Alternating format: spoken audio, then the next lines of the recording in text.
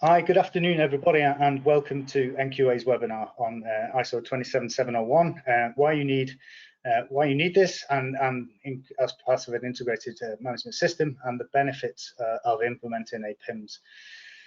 My name is Barry John Graham. I'm one of NQA's assessors for both information security and privacy information management systems. Today we're going to discuss the implementation of these systems from a slightly different angle, rather than the regular routine of me presenting to you, and obviously a series of questions which follow. Today we're going to be looking at integrated systems and the technical extension, which is 27701 to the ISMS of 27001. I'm delighted to be joined in doing this by Helen from Risk Evolves, who is director of a consultants firm who work closely with NQA clients to implement the systems in this way. Furthermore, Risk Evolves became NQA's first customer to fully implement ISO 27701 themselves, so Helen can provide that first-hand knowledge of the process and bring it all to life. So let's get straight into it and bring this issue to the fore. NQA is a leading global certification body who currently rank #1 for telecommunications and automotive. We're also amongst the most trusted partner in all of the standards which we offer. As the slide shows, we have a large global client base and have been serving these for over 30 years, so you can rest assured that you're in safe hands. We work with a variety of clients, from single management systems to complex multi-site organizations. NQA is able to support each individual client and make a unique price promise to our customers. This experience promise is brought to life on the slide here. Additionally, of late, hopefully if you've been tuning into the webinars, you'll understand we've been operating a model for remote auditing recently, and this is in direct response to the COVID-19 pandemic. And this ensures the certification process can continue even in times of increased resilience, such as that which we live in. Customer feedback has been positive on the whole, and an example of that feedback is shown on your screen. Other examples are available to view on the NQA webpage, where an entire COVID-19 area has been created to help us to support you through this time of increased resilience. Our special guest today has also felt the benefit of this remote audit working practices, and I'm sure Helen will bring this to life for you when we hear from her later. As always, if we go through a slide too quickly, or you want to catch things up later down the line, attendees will be given the full slide deck on conclusion of the webinar and a recording to review at their own pace. Hopefully, if you're not familiar with today's subject, the slide will make more sense as we go through this webinar. Ultimately, understanding the benefits of an integrated approach for 27001 and the technical extension 27701 and the associated pitfalls of data breach will allow you to make the right judgment when you choose to address this through the implementation of an integrated system. Here's a very quick scope of the presentation. And again, please don't worry if you miss anything or you want to focus in on one area in particular. As always, my details are hosted on the last slide, and I'm available to discuss this or answer any questions which come further down the line once you've received and reviewed the slide deck. So as mentioned in this presentation, the focus is on GDPR and DPA 18, Data Protection Act, for those who don't know. Other global legislative considerations are in effect and should be considered if you operate in these areas or trade in these areas. China and the United States, for example, have a patchwork of legislative considerations which address privacy information. And in the case of the United States, this can be layered across state-specific and federal considerations. So it's more complicated in these areas. However, the implementation of a PIMs, ISO 27701, is still relevant and pertinent. So let us now look at that standard and the extension to 27001. So what is PIMs? Hopefully this slide will give you a bit more of a steer. Primarily, it's a management system which helps give increased control over personal data and when and where it is encountered, ensure that processes are in place to remain compliant with legislation. It provides a function to allow individuals to manage their own personal information in a secure environment, be provided with the choice over where it is shared. We've all likely received noticeably more indications of this when browsing commonly visited web pages, which indicate to us on arrival where our collected information is likely to be used, for example. Functionally, the privacy information management system is a balance between the protection of data and the privacy of that information. Protection in this way refers to keeping data and information safe from unauthorized access and use. The privacy aspect empowers individuals to make their own choices about where data is processed and for what purpose. Referring back to the previous example about how this looks in reality, we've all given or revoked consent to share provided information on completing a web form or order form online, for example. So we keep hearing about personal information, but what is it? Personal information is information that relates to an identified or identifiable individual. What identifies an individual could be as simple as a name or an associated number, such as a social security or national security number, and could include other identifiers such as IP address, a cookie, or other factors, some of which are displayed on the picture there to the right. Even if an individual is identified or identifiable directly or indirectly from the data you are processing, it is not personal data unless it relates to the individual. When considering whether information relates to an individual, you need to take into account a wide range of factors, which include the content of the information, the purpose or purposes for which you're processing information, and the likely impact or effect of processing on that individual. It is possible that the same information is personal data for one controller's purposes, but is not personal data for the purposes of a different controller of information. Information which has had identifiers removed or replaced in order to anonymize or pseudonymize the data is still personal data for the purposes of GDPR. So we've established what a PIMs is and what constitutes personal data.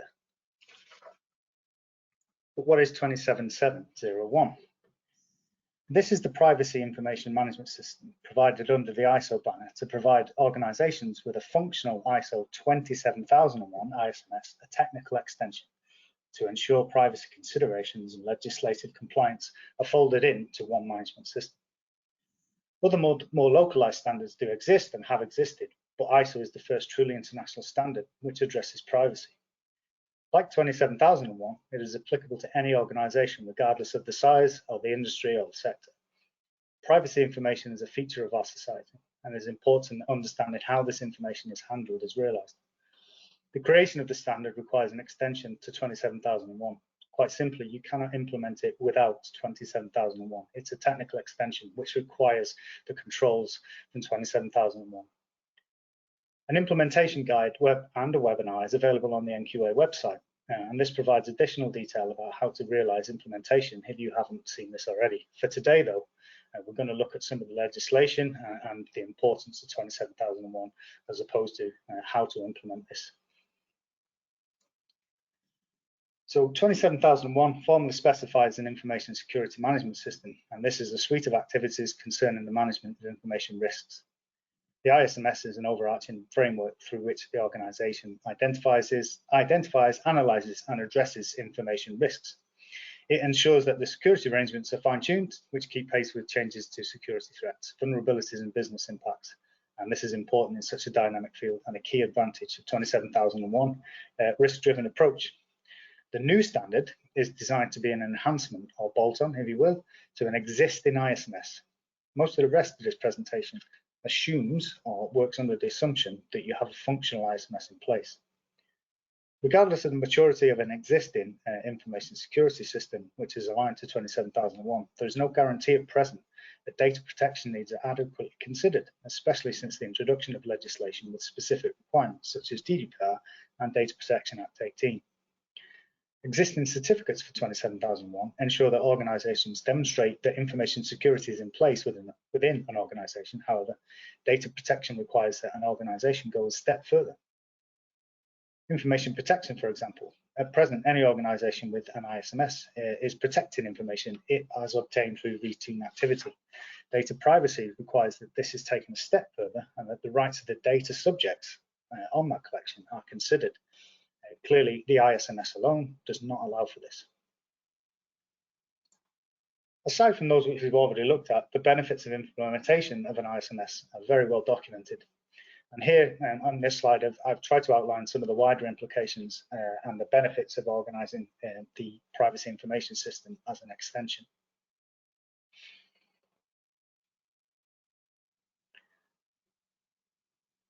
primarily though, if you've got a PIMs in place, then you set out a series of rules and consideration and guidelines to give individuals and organizations the confidence that it understands how to respond to privacy and privacy information concerns.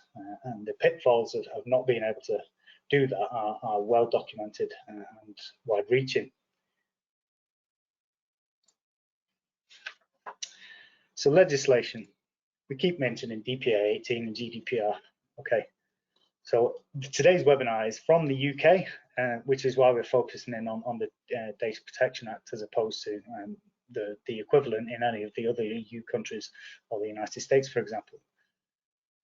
There are some differences between GDPR and DPA, which I've tried to bring to life on the screen there. However, ultimately, GDPR is an overarching framework from which DPA and other national legislative considerations have evolved. So there we go. We've been through a relatively quick walkthrough of the theory behind it all, and that includes looking at 27001 and then extending the controls in place to implement the privacy system. If we could now, let's turn to our guest, Helen Barge of Risk Evolves, who has been through this process more recently and implemented a system in full. Thanks for joining us, Helen. Are you okay? I'm very good, thank you. Good afternoon, Barry. Great. So as you've seen, we've looked on the screen there at some of the things we needed to cover, such as implementing an IMS and a privacy information system. You've obviously subject yourself to this quite recently and been through a stage 1 and a stage 2 audit and achieved the standard for an integrated system. So if I could ask, why did you decide to adopt a 27 and 27701? A good question, and we decided to do this at the end of last year, so it may help to explain a little bit about the ethos of Risk Evolves and why we decided to do it. So we provide a number of services to our clients, including ISO 27000. We also deliver virtual DPO services, and we helped an awful lot of companies, especially around 2018, with the introduction of the GDPR to their business. A part of the ethos of Risk Evolves is that we would never ask the client to do something that we ourselves weren't prepared to do. And in line with that ethos, I felt that, and having watched initially 27552, which is the precursor to 27701 being developed, I was involved in one of the BSI committees reviewing that standard. When we saw 27701 finally being released in August, I think it was, 2019, it was obvious that Risk Evolves would benefit Risk Evolves if we were leading in gaining the certification as well. But actually, if you look a little bit beyond as well, you look at what the changing marketplace is looking like. So our clients are frequently requested as part of procurement processes to gain standards like 9 and 27001. It doesn't take genius to work out that there is going to be significant demand over the next few years for 27701. And in fact, we've had a call this week from one of those clients who already has 9 and 27, who said that as part of a tender process, they have been told that should they be successful in that tender process, then part of the contract will be to acquire 27701 as well. So I think if you look at those proactive reasons, then there's lots of reasons why the marketplace is changing to expect companies to be able to show greater conformance to GDPR and to the DPA. Okay, so just picking up on a point there, it's become in some areas almost like a tender gateway. Do you see this being sustained, or the requirement expanding beyond, for example, public sector into private? Oh, definitely. Anybody that's been involved in responding to some of the supplier questionnaires or supply chain questionnaires that come out will have noticed that those questionnaires have expanded over the last two years. And now a huge amount of focus is given, or more focus is given, on data protection, data privacy, and how that is managed. I see the adoption of this being great for stakeholder management. So you're able to tell those customers and clients in your supply chain that not only do you take data privacy seriously, but you've gone one step further to certify the company as demonstrating good business practice. So the benefits are there, we can see, and we'll discuss that in a little while. But quite simply, from the point of deciding that you were going to do this to then realizing actually we're going to do this all at the same time. So how easy was it to get it up and running? What was the implementation phase like to implement an integrated system in this way?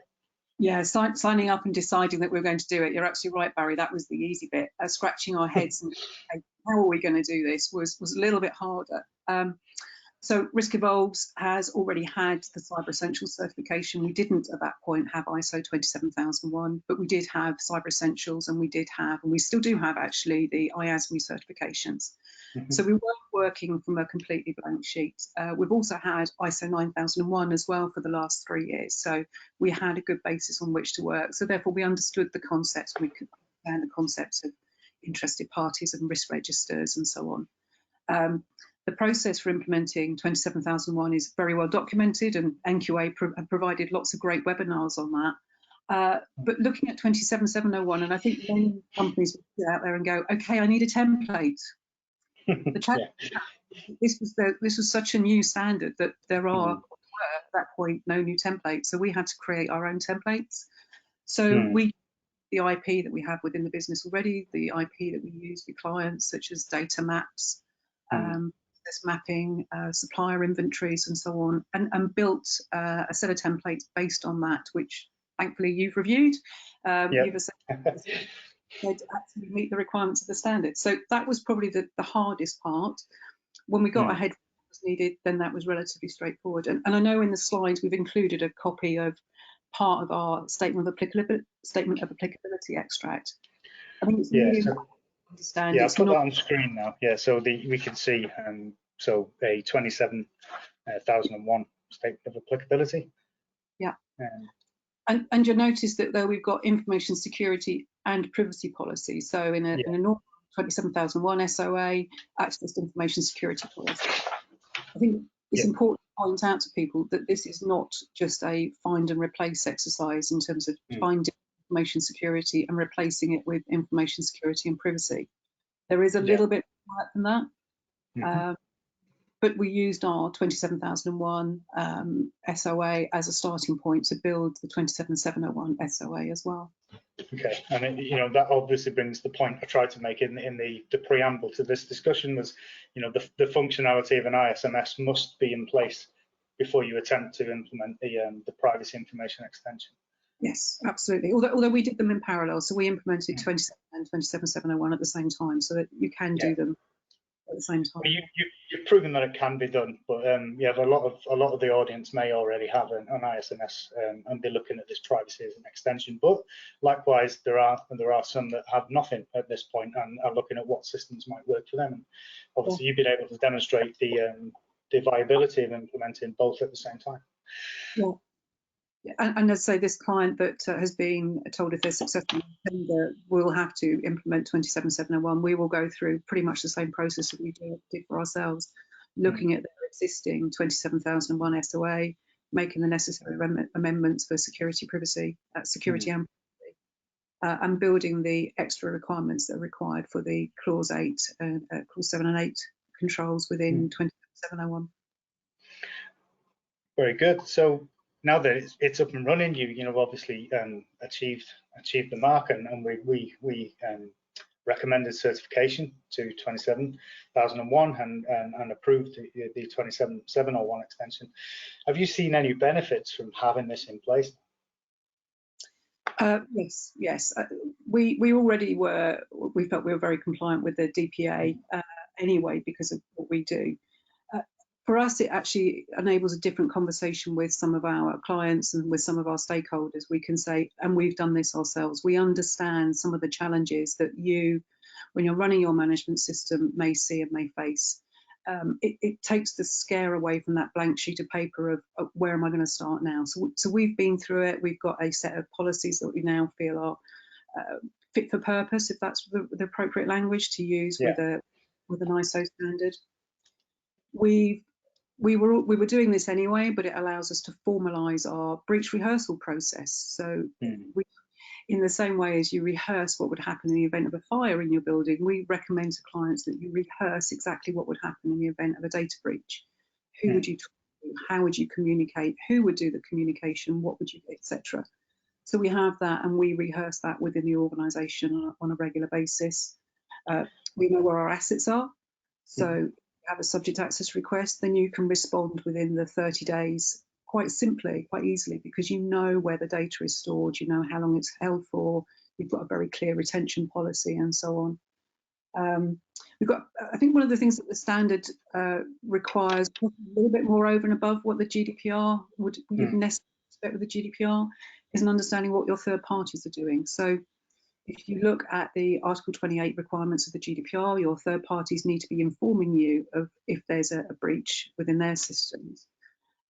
The standard requires that they tell you who they will nominate within your organisation, who they will contact within your organisation in the event of a breach. So it doesn't just go to a task ID or to the Finance Act task ID.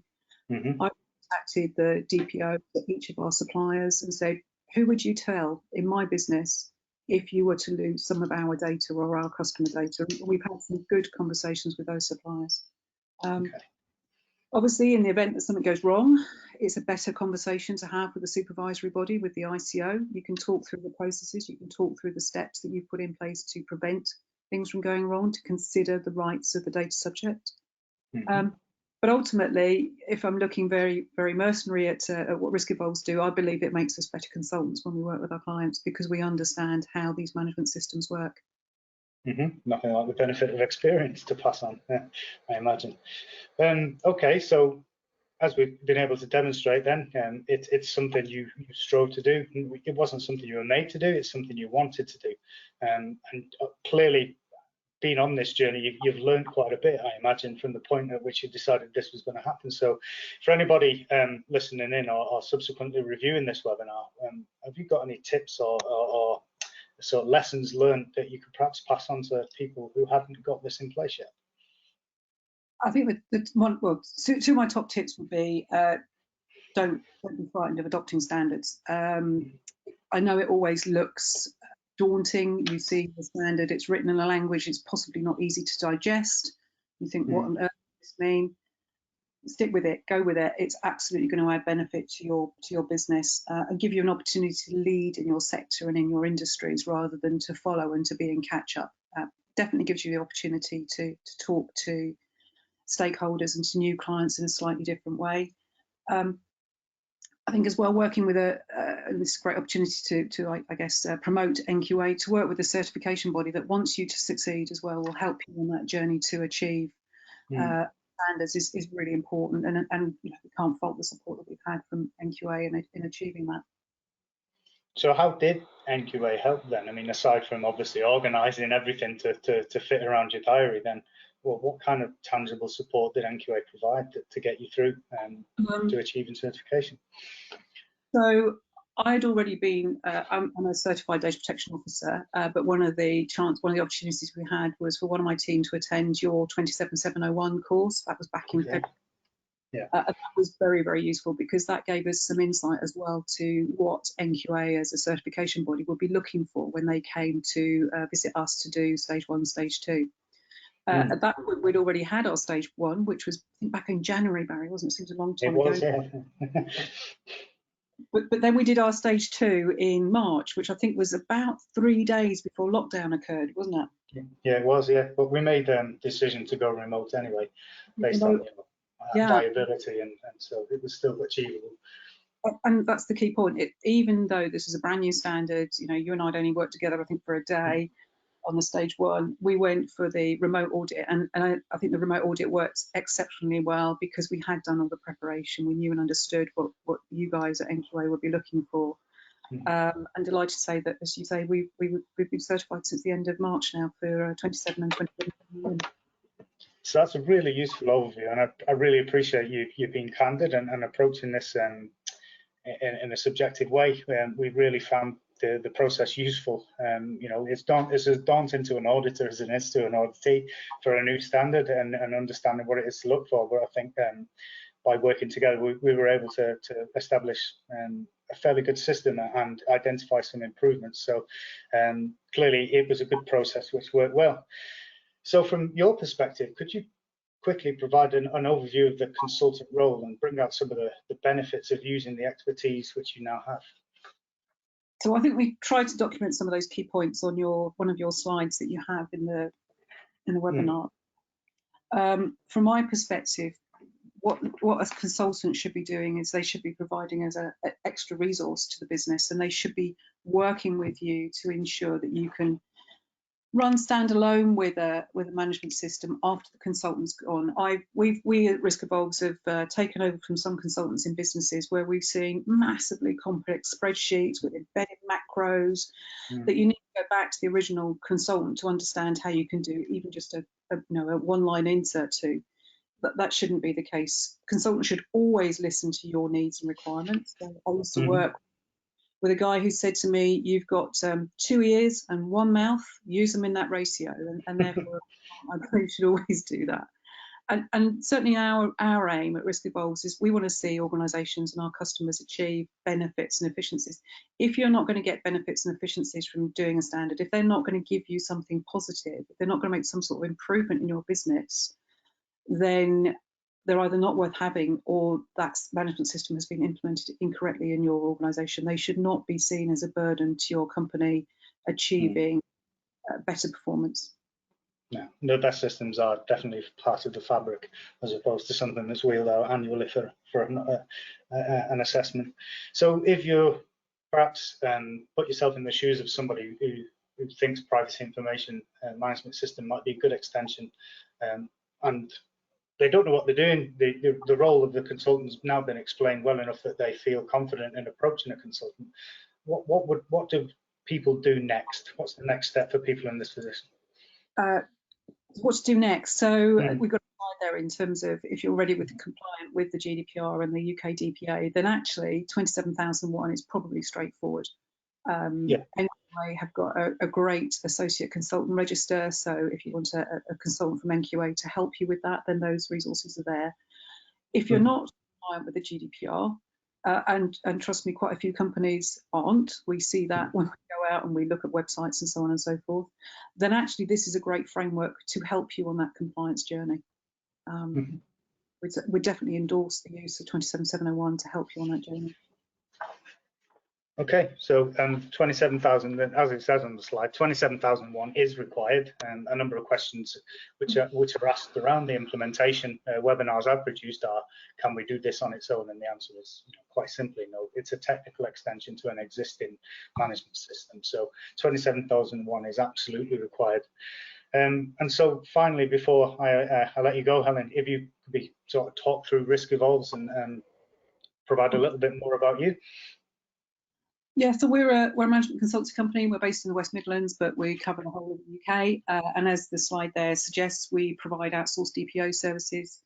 If you just want some GDPR resource or some other certification resource at the end of the telephone, we provide that as well. And we'll help your organisations achieve certifications in ISO 9, 27, 27701, 14, 45, and so on and so forth. So, and sorry, 22301, which of course is the other new revision that occurred in 2019 as well. So we're passionate about risk and compliance. We make no apologies for the fact that we love things like GDPR. We are a bit geeky in that respect, but we think risk and compliance and being running as a risk compliant organisation adds great value to businesses. Excellent, thank you. Well, Helen, it's been a pleasure to speak to you. Thanks for giving us a half hour out of your very busy diary. I know you are quite in demand at the moment, so really appreciate your time. Thank you. So all that remains for me really is to say thank you to everyone for attending today and listening into what we have to say. I'm happy to both answer any questions which have been generated as a result of listening in today right now. But as I said, through the preamble to the discussion, if in retrospect you review the webinar recording or the slide deck which will be provided to you and you have questions, then I am more than happy to answer any questions further down the line. So let's have a look and see if there's any questions which have been raised for today. We have got some. So Mike, thank you for providing some background. A number of clients who are looking at the standard. Helen says thank you for your contribution and you're going to be a great resource, but there's no question specifically. Okay, we have a question about templates. So as Helen said, because they were the first entity to go through this with NQA, there was nothing in place really, which somebody could go and research and look through and have a series of templates provided ready to roll, if you like, in that respect. And I think that's still very much the case. It's still in a phase where it's not widely understood. The expertise is quite contained in that way. So no, I don't think there is. I stand to be corrected unless you know of anything, Helen. There's nowhere in terms of resources people can go to hoover up templates which can be used. There are some templates actually on the Information Commissioner's website. So really you need to be undertaking risk assessments such as data privacy impact assessments. You need to be looking at things like legitimate interest assessments. There are templates on the Commissioner's websites for those types of activities. Similarly, when you need to write a privacy policy, there's similar templates and guidance from the ICO there as well. We always recommend to customers, and actually this is where 9001 was a real benefit to us, map processes. Map the data that you collect with your processes, and that will give you a really good starting point of the type of data you collect in your business. And from there, you can begin to challenge yourself on why you have that data. So what's your lawful basis for processing the type of data that you capture, whether it be within a CRM system, whether it be in an invoicing system, where whatever type of data you collect, you should have a lawful basis for that. And you'll be surprised at how quickly, only needs to be an Excel spreadsheet, how quickly you can begin to build a template of probably about 80% of the template requirements are covered in that data map. Okay. I'm actually more than happy to talk to anybody outside of this call on how they can do that. Yeah, did we leave your details on the slide? We did, so I'll go back to that. Yeah, we've left the website details, I think, haven't we? So okay, there you go. Yeah. So that's for anybody who wants a direct discussion with Helen. You can reach her through the website there. There are a few in that space.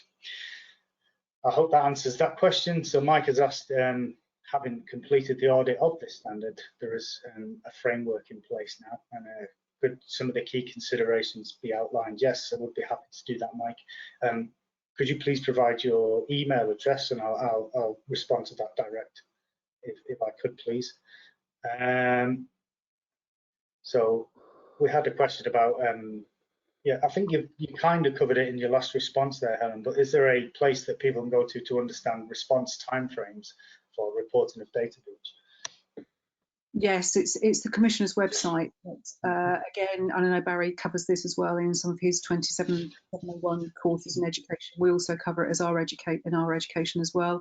It's about understanding the types of data breach that you need to report to the Commissioner and to the other supervisory bodies. You do not need to report every breach, but you do have some sort of triage, and a breach register is always recommended. We have a breach register which includes near misses. We almost had something that went wrong,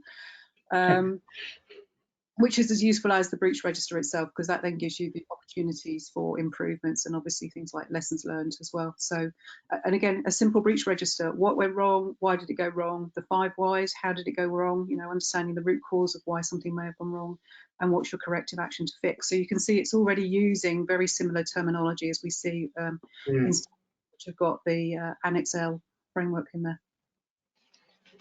Good, excellent. So there's no questions, as I thought there may be, from non-UK, which makes things nice and easy to respond.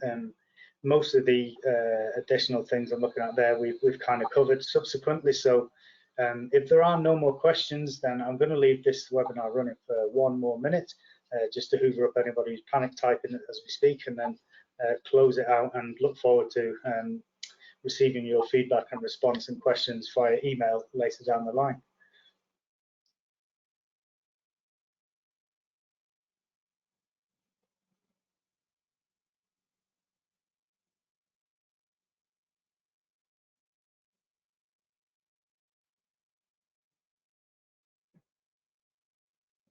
Okay, Stuart has asked, I think probably a question aimed at you here, Helen. How difficult was it to obtain? So again, I think you covered how you implemented during there, but I think the difficulty levels will need to be brought to the fore for Stuart. How difficult was it? Probably no more difficult, Stuart, than it was for ISO 9001. You know, we were as a first implementation for anybody that's done a standard, the first implementation, the first time you implement standard is always the hardest. The maintenance actually is a little bit easier. So for us, it was just getting our heads around how we would integrate it with our existing ISO 9001 management system, how our existing templates would match the requirements of the standard. But once we did that, in actual fact, it was relatively easy and straightforward. Again, happy to have a separate telephone call with you offline if that would be useful. Yeah, I think that was fairly clear there. So it's achievable. And second question, is it easy to integrate if you've got other ISO systems in place? Very easy, very easy. As I say, we already had ISO 9001 and therefore we run a complete integrated management system. We don't have a quality manual, we have one IMS manual. We have single registers for things like corrective actions. We have single registers for opportunity for improvement. We have so we've absolutely incorporated it into one. And if you think about your business, rarely do you just think I'm running a quality management system, or I'm just going to think about information security. Data privacy is very much part and parcel of everything that we do within the business. So we didn't feel that running it as a separate management system would be beneficial. And in actual fact, we thought that running it as a separate management system would be harder. A lot harder to deliver. So yeah, I think aside from the prerequisite of having 27 in place, it aligns quite nicely with some of the other things going on. And Stuart's indicated he has a 9, 14, 45, 22301 and 27001 in place. So right, so it should be relatively simple then, Stuart. So the reason why we felt that having a 9001 system in place was really beneficial because 9001 deals with change within your organisation, and that's a great opportunity to then start considering, well, hang on a minute, if I'm changing my quality management system, are there any changes that I need to consider from a privacy perspective as well? What else do I need to be thinking about? Am I collecting data differently to what I've done before? Is there a different retention period around that?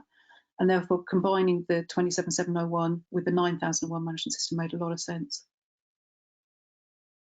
And similarly, actually, we've got a client who contacted us yesterday. They run ISO 45001 with the COVID-19 and we return to work risk assessment they were performing. They contacted us and one of the questions was, we're just about to start doing some temperature testing of employees as they come back on site. What are the GDPR implications for that? And because they had some of these standards in place, that was just the pause moment that allowed them to think, what are the data privacy implications of making this change? Very interesting. So it applies to more than what you might think is a traditional sector for having the system. It really can apply anywhere. Which is why having that understanding of how your processes work right across the business and where you may touch personal information is okay. So Stuart's expressed his thanks to you there, Helen, and says it clarifies a number of issues about how things might affect their system. So thank you for providing that clear response. Thank you.